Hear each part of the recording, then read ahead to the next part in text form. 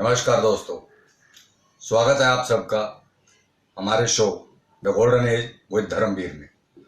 दोस्तों, आज मैं आपको हिंदुस्तान के जाने माने कॉमेडियन महमूद साहब के बारे में कुछ बातें बताने जा रहा हूँ।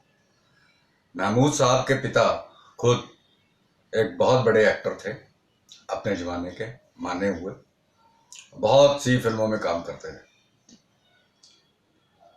लेकिन बस सब कुछ होते हुए भी उनमें एक ही कमी थी, वो पीने के बहुत आदी थे, जिसका असर उनकी फैमिली लाइफ, उनके बच्चों पर और उनके करियर पर बहुत बुरा पड़ा। हुआ यूं कि अच्छा भला चलता चलता करियर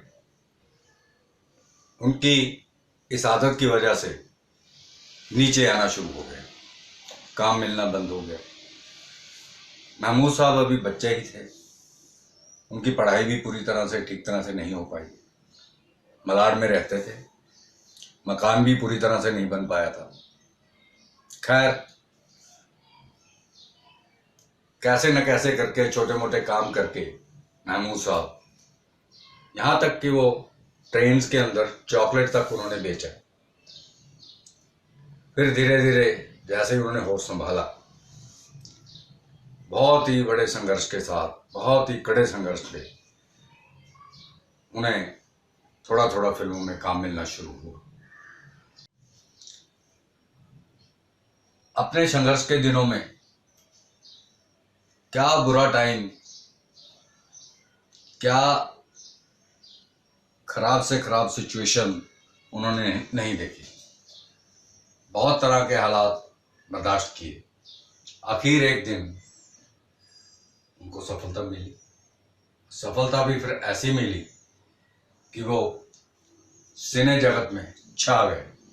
उनके मुकाबिल में कोई कॉमेडियन नहीं था, कोई ऐसा कलाकार नहीं था। और महमूद साहब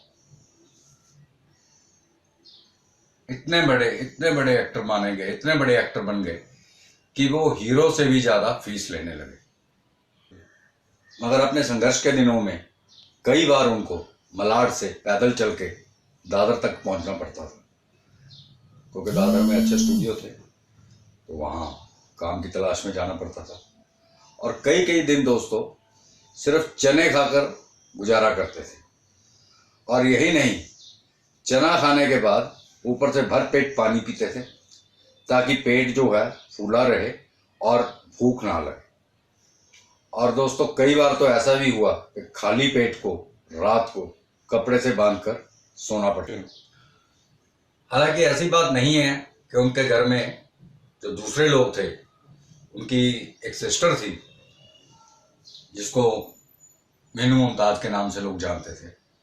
वो फिल्मों में काफ़ी मशरूफ एक्ट्रेस थी, डांस वांस करती थी और कैरेक्टर रोल भी करती थी।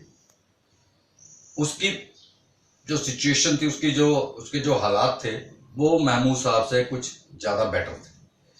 कई बार महमूद साहब सड़क के किनारे या बस के इंतजार में या कहीं इधर उधर खड़े होते थे, तो वो कार में निकल जाती थी। तो ये नहीं कि उसने देखा या नहीं देखा, वो बात नहीं है। कहने का मतलब ये है कि महमूद साहब अक्सर देखते थे कि इनकी बहन गाड़ी में बैठ के निकल गई है, लेकिन वो कभी उससे मदद नहीं मांगते थे। खुद अपनी मंजिल खुद अपने पैरों पे चल के या अपने हिसाब से तय करते थे। और फिर एक दिन सफलता जब मिली तो ऐसी मिली, जैसा कि मैंने आपको बताया कि वो हीरो से भी ज़्यादा पैसे लेते थे, उनकी फीस हीरो से कहीं ज़्यादा होती थी। बहुत से हीरो इस बात की जेलस भी करते थे कि इसको जो है प्रोड्यूसर हमसे ज़्यादा पैसे देते हैं, मगर नहीं, टैलेंट तो टैलेंट है, नाम तो नाम है, उनको मिलते थे। और इवन डिस्ट्रीब्यूटर्स की ये डिमांड रहती थी कि हर फिल्म के अंदर महमूद साहब होने ही चाहिए, यहाँ तक उनकी डिमांड थी। फिर दोस्तों वो खुद निर्माता भी बने, निर्देशक भी बने। उन्होंने अपनी माताजी से 2 वादे किए थे। एक तो उनकी माताजी ने उनसे वादा लिया था कि तुम कभी जिंदगी में शराब नहीं पियोगे, तो उन्होंने शराब को कभी हाथ नहीं लगाया। और दूसरी कि तुम कभी फिल्म नहीं बनाओगे, लेकिन ये वादा उन्होंने तोड़ा। वो इसलिए कि उनको शौक था, वो आगे बढ़ना चाहते थे। वो जानते थे कि बिना मेहनत के, बिना लगन के, उनकी लगन बिल्कुल सच्ची थी, इसलिए उन्होंने फिल्में बनाई और ऐसी बनाई जो कि एक माइलस्टोन बन गई फिल्म इंडस्ट्री के लिए। तो दोस्तों, बतौर निर्माता, बतौर निर्देशक उन्होंने काफ़ी हिट फिल्में बनाई। भूत बंगला, कुंवारा बाप, बॉम्बे टू गोवा, चानी और जीनी, गरम मसाला। और दोस्तों, दिल के इतने अच्छे थे महबूब साहब कि उन्होंने अपनी ज़िंदगी में बहुत से कलाकारों को बढ़ावा दिया, बहुत से कलाकारों की बहुत हेल्प की, जैसे कि अरुणा ईरानी, उसके कैरियर को बहुत बूस्ट किया उन्होंने। अमिताभ बच्चन, जिनको उन्होंने बॉम्बे टू गोवा में बहुत बड़ा मौका दिया। और यहाँ तक कि अमिताभ बच्चन एक ज़माने में उनके घर में रहते रहे, उनको रहने के लिए आसरा दिया। और ऐसे बहुत से लोग हैं जिनकी उन्होंने बहुत मदद की। मगर दोस्तों, वक्त कभी थमता नहीं है। वक्त की सुई लगातार चलती रहती है।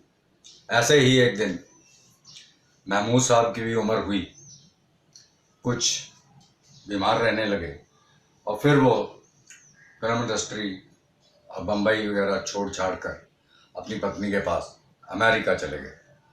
बहुत साल वहाँ रहे।